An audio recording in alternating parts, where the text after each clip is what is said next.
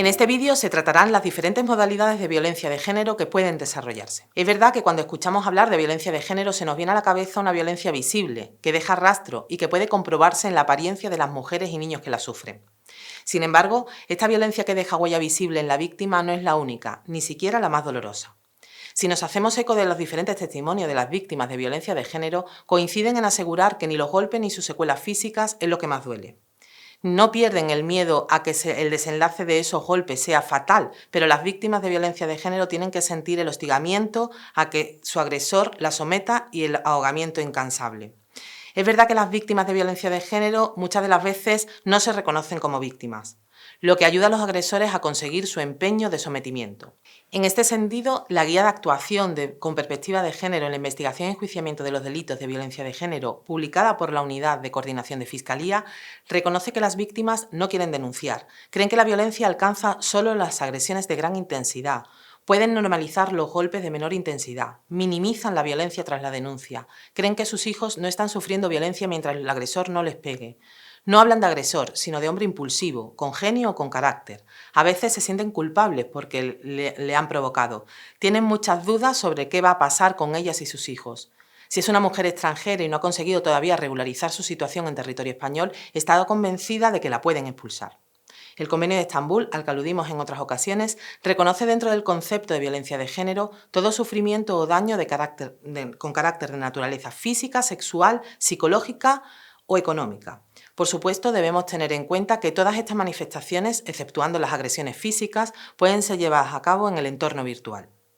Así, dentro de la violencia de género encontramos diferentes modalidades que representan una misma realidad y que detallaremos a continuación. El artículo 173 del Código Penal define el maltrato habitual en el terreno de la violencia de género en las relaciones de pareja que existan o hayan existido, no siendo necesario el componente de la convivencia. El tipo se extenderá a las agresiones que hayan producido contra los ascendientes, descendientes o hermanos propios o comunes o sobre los menores o personas con discapacidad necesitadas de especial protección que con él convivan. En cuanto al carácter de habitualidad, establece el tercer párrafo del mismo precepto que se atenderá al número de actos de violencia que resulten acreditados, así como a la proximidad temporal de los mismos, con independencia de que dicha violencia se haya ejercido sobre la misma o diferentes víctimas de las comprendidas en este artículo, y de que los actos violentos hayan sido o no objeto de enjuiciamiento en procesos anteriores. Una de estas modalidades es la violencia física. Es una de las más aparentes. La víctima de violencia de género no suele ser vista con heridas o secuelas de esos golpes, ya que es habitual que los agresores ejerzan esa violencia en zonas no visibles, o las propias víctimas maquillen los efectos de la violencia. Estas agresiones abarcan delitos de lesiones dispuestos en los artículos 147 a 156 quinques.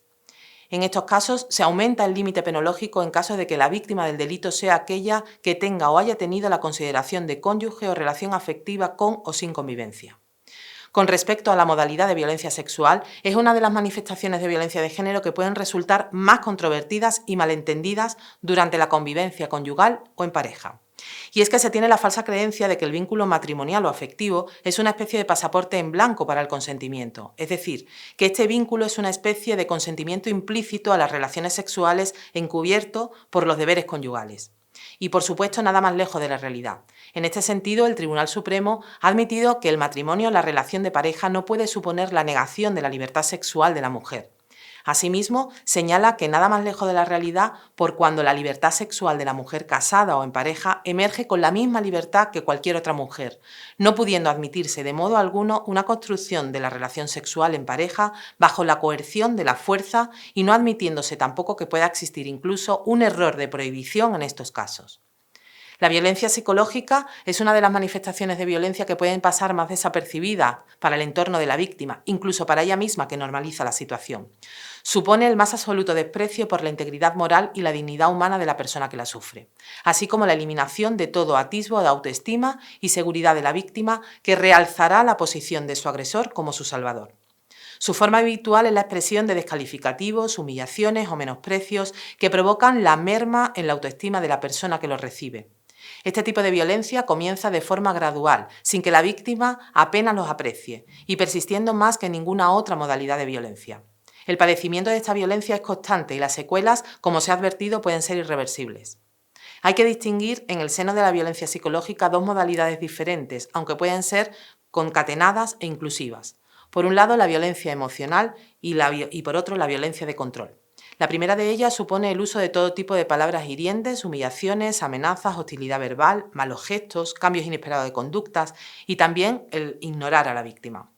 En cuanto a la violencia de control, es la intención del maltratador de dificultar o impedir que la víctima pueda realizar libremente sus actividades, provocando así el aislamiento social, lo que dificulta la salida de la víctima de esta situación.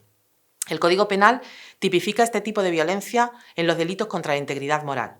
Una de las manifestaciones más desconocidas en el entorno de la violencia de género es sin duda la violencia económica.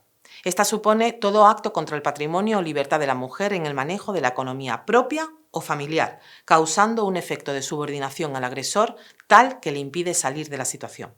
Este tipo de violencia se incrementa aún más si cabe una vez que la convivencia ha cesado. El agresor de esta forma quiere hacer ver a la víctima su subordinación e intentar que vuelva a la relación. Con este tipo de violencia se pretende, por un lado, el control absoluto de los movimientos de la víctima y, por el otro, la pérdida de capacidad económica, lo que origina en la mujer una posición de subordinación. Es verdad que la violencia ejercida durante la relación puede ser tipificada como una violencia psicológica, puesto que lo que se pretende es la dominación de la víctima a través del patrimonio. Pero la ejercida una vez finalizada la relación se regula en el Código Penal bajo la rúbrica de los delitos contra los derechos y deberes familiares.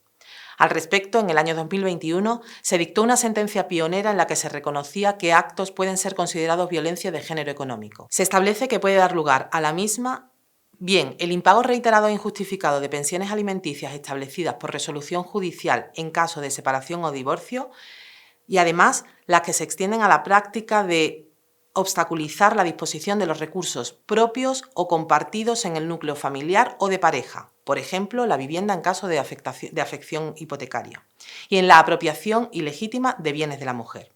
Y por último, la violencia vicaria. Responde a este nombre en honor a la mujer que la acuñó, Sonia Bácara.